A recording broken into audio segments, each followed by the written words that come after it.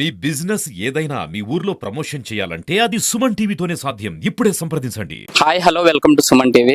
ప్రస్తుతం మనం కడప నగరంలోని విద్యుత్ కార్యాలయం దగ్గర ఉన్నాము. విద్యుత్ మీటర్ రీడర్ అసోసియేషన్ కు సంబంధించిన కొంతమంది వ్యక్తులు ధర్నా చేయడం అనేది జరుగుతుంది. వీరి యొక్క డిమాండ్స్ ఏంటి, వీరికి ఎస్సీ ఇంజనీర్ గారు ఏ విధమైన హామీలు ఇచ్చారనే విషయాలను వారి మాటల్లోనే తెలుసుకునే ప్రయత్నం చేద్దాం.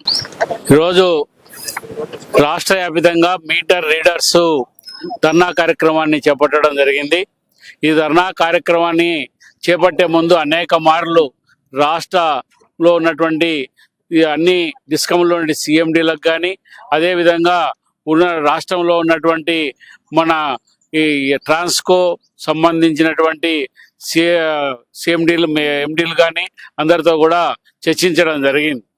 ఏమంటే మీటర్ రీడర్స్కు సంబంధించి ఉద్యోగ భద్రత కల్పించాలి, ఎస్క్రో అకౌంట్ ద్వారా జీతాలు చెల్లించాలి, అదే పద్ధతిలో డేట్లు సంబంధించి వారికి సంబంధించి 3 డిస్కంలో ఒకే డేట్లు సంబంధించి మీటర్ రీడర్స్ సంబంధించినటువంటి రీడింగ్ తీసేదానికి ఒకే డేట్ అమలుపరచాలని చెప్పేసి రాష్ట్ర వ్యాప్తంగా డిమాండ్ చేస్తూ ఉన్నాం.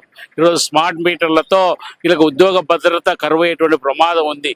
కాబట్టి ఈ స్మార్ట్ మీటర్లు వస్తున్న నేపథ్యంలో, ఆదాని మీటర్లు తెస్తున్నటువంటి నేపథ్యంలో ఈ ట్రాన్స్కోను జెన్కోను అన్నిటినీ ఆదానికి అప్పచెప్పేటువంటి సందర్భంలో మాకు ఉద్యోగ భద్రత పోతుంది. కాబట్టి మాకు ప్రత్యామ్నాయం చూపించమని అడుగుతా ఉన్నాం. ప్రత్యామ్నాయం సంబంధించి కూడా ఈ విద్యుత్ శాఖలో అనేక అవకాశాలు ఉన్నాయి. అదే షిఫ్ట్ ఆపరేటర్లుగా ఐటీఐ చదివిన వాళ్ళందరూ షిఫ్ట్ ఆపరేటర్లుగా పెట్టేదానికి, ఖాళీలన్నీ భర్తీ చేసేదానికి అవకాశం ఉంది. అదే సందర్భంలో స్కిల్డ్గా ఉన్నటువంటి కంప్యూటర్ ఆపరేటర్లుగా ఉన్నటువంటి వాళ్ళు, కంప్యూటర్ తెలిసినటువంటి వాళ్ళు, వారికి సంబంధించి డివిజన్లు అన్ని కూడా కొత్త డివిజన్లు ఏర్పాటు చేస్తూ ఉన్నారు.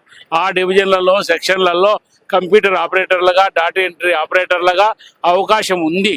కాబట్టి ఆ ఖాళీలను కొత్త వాళ్ళతో ఎవరితోనో ఫిలప్ చేసేది కాకుండా అనేక సంవత్సరాలుగా ఈ విద్యుత్ శాఖలో దీనే నమ్ముకొని పనిచేస్తున్నటువంటి చాలని జీతాలతో పనిచేస్తున్నటువంటి వీరికి ఆ కంప్యూటర్ ఆపరేటర్లుగా ఇవ్వమని చెప్తా ఉన్నాం. అదే అన్స్కిల్డ్కి సంబంధించినటువంటి వాటికి సంబంధించి కూడా వారికి అనేక రకాలమైనటువంటి ట్రీ కటింగ్ కానీ ఇంకొకటి కానీ విద్యుత్తులో అంతరాయం లేకుండా వచ్చే అవకాశాలు ఉన్నటువంటి వాటి ఉద్యోగాలు కూడా ఇచ్చేదానికి అవకాశం ఉంది.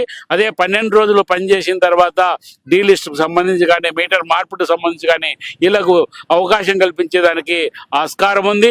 వీటన్నిటిని కూడా అమలు పరిస్తే వీళ్ళకి భద్రతగా వస్తుంది. కాబట్టి ప్రధానంగా విద్యుత్ శాఖలో అనేక సంవత్సరాలుగా పనిచేస్తున్న వీరందరికీ కూడా ఉద్యోగ భద్రత కల్పించాలని చెప్పేసి మీటర్ రీడర్స్ రాష్ట్ర వ్యాప్తంగా ఈ ధర్నా కార్యక్రమం చెప్పడం జరిగింది. ఇప్పుడే ఎస్సీ గారు వచ్చారు. ఎస్సీ గారికి ఈ మెమరాండం సమర్పించడం జరిగింది. సమస్యలను ఎక్స్ప్లెయిన్ చేయడం జరిగింది. తన పరిధిలో ఉన్నటువంటి వాటి అన్నింటిని కూడా నేను అమలు పరుస్తానని చెప్పడం జరిగింది.